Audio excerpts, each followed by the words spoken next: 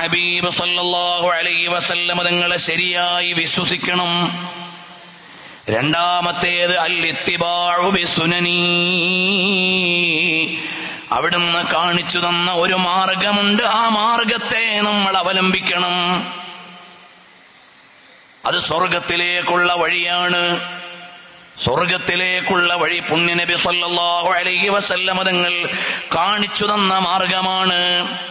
എന്റെ ഉമ്മപെങ്ങന്മാരോട് ഹൃദയപൂർവ്വം പറയട്ടെ, ഹബീബായ സല്ലല്ലാഹു അലൈഹി വസല്ലം തങ്ങൾ നിങ്ങൾക്ക് നിശ്ചയിച്ചു തന്ന ഒരു വേഷമുണ്ട്, നിങ്ങൾക്ക് നിശ്ചയിച്ചു തന്ന ചില നിയന്ത്രണങ്ങളുണ്ട്, നിങ്ങൾക്ക് നിശ്ചയിച്ചു തന്ന ചില ചിട്ടകളുണ്ട്. അത് കൃത്യമായി പാലിക്കുമ്പോഴേ നമ്മൾ ശരിയായ വിശ്വാസിയാവൂ. ഇന്ന് നമ്മുടെ പത്രങ്ങൾ തുറക്കാൻ വയ്യ, മാധ്യമങ്ങൾ ഓപ്പൺ ചെയ്യാൻ വയ്യ. സിനിമാ ലോകത്തെ വൃത്തികേടുകൾ കൊണ്ട് നിറഞ്ഞിരിക്കുകയാണ്. ലക്ഷക്കണക്കിന് മില്യൺ കണക്കിന് ഫോളോവേഴ്സ് ഉള്ള സ്റ്റാറുകളുടെ അരമനകളുടെ ചീഞ്ഞു നാറുന്ന കഥകൾ തെരുവിൽ വലിച്ചെറിയപ്പെട്ടിരിക്കുന്നു, അല്ലെങ്കിൽ വലിച്ചഴച്ചുകൊണ്ടിരിക്കുന്നു. സംസ്കാരത്തിന്റെ ഗരിമയും പൊലിമയും പറഞ്ഞ ആളുകൾ എവിടെ? സ്ത്രീ സ്വാതന്ത്ര്യത്തിന്റെ പേരിൽ ശബ്ദമുയർത്തിയവരെവിടെ? വനിതാ വിചാരങ്ങൾക്ക് വേണ്ടി വേദികൾ ചെലവഴിച്ചവരെവിടെ? പരിശുദ്ധമായ ഇസ്ലാമിന്റെ നിയന്ത്രണങ്ങളെയും വേഷവിധാനങ്ങളെയും അപഹസിക്കാൻ നാഴികക്ക് 40 വട്ടം സോഷ്യൽ മീഡിയ ഉപയോഗിച്ചവരെവിടെ? എന്തുകൊണ്ട് വെള്ളിത്തിരയിലെ വൃത്തികേടുകൾ വന്നപ്പോൾ കാമാനമിണ്ടാനില്ലാതെ സാമൂഹിക പ്രവർത്തനത്തിന്റെ ജാട പറഞ്ഞവരും സാംസ്കാരിക നായകന്മാരെന്ന് വാദിച്ചവരും ഇപ്പോഴെവിടെ പോയി? എന്തിനായിരുന്നു മതം ചില നിയന്ത്രണങ്ങൾ പറഞ്ഞത്?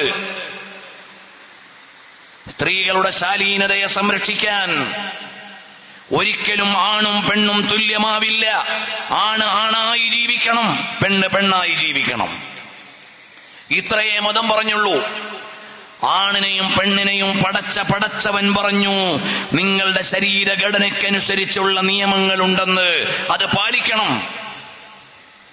നമ്മളെ പടച്ച് പരിപാലിച്ച അല്ലാഹു സുബ്ഹാനഹു വ തആല പറഞ്ഞു, നിങ്ങളുടെ കണ്ണിന്റെയും നിങ്ങളുടെ കാതിന്റെയും ഓരോ അവയവങ്ങളുടെയും വിചാരങ്ങളുടെയും വികാരങ്ങളുടെയും പരിധി എത്രയെന്ന്, നിയന്ത്രണം എവിടെയാണ് വേണ്ടതെന്ന് മതം പറഞ്ഞപ്പോൾ അപഹസിച്ചവരെ ഇന്ന് നമ്മുടെ സോഷ്യൽ മീഡിയ അടക്കമുള്ള മാധ്യമങ്ങളിൽ നിന്ന് കൈകാര്യം ചെയ്തുകൊണ്ടിരിക്കുന്നത് എന്താണ്?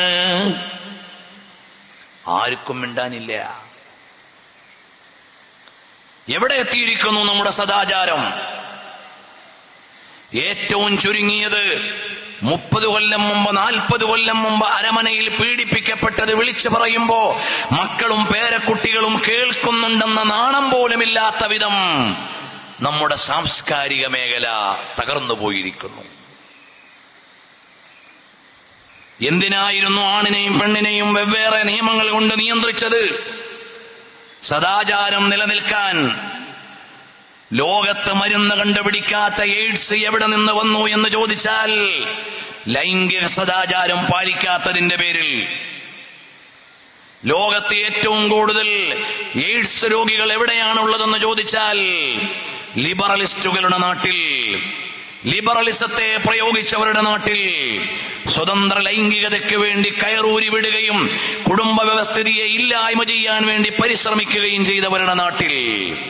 അവിടെയാണ് മരുന്നില്ലാത്ത മാരക രോഗം പരശതം ജനങ്ങളെ സ്വാധീനിച്ചിരിക്കുന്നത്. ഇതൊക്കെ പഠിക്കാനും പറയാനുമുള്ള കാലമാണ്. ലോകത്തെ ശരിയുടെ വഴിയിലേക്ക് കൊണ്ടുവരാനുള്ള കാലം. അതുകൊണ്ട് ഇസ്ലാമിന്റെ ശരിയായ ദർശനങ്ങൾ പ്രയുക്തമായിരുന്നു എന്ന് വിളിച്ചു പറയേണ്ട ഒരു കാലത്താണ് നമ്മൾ ജീവിക്കുന്നത്.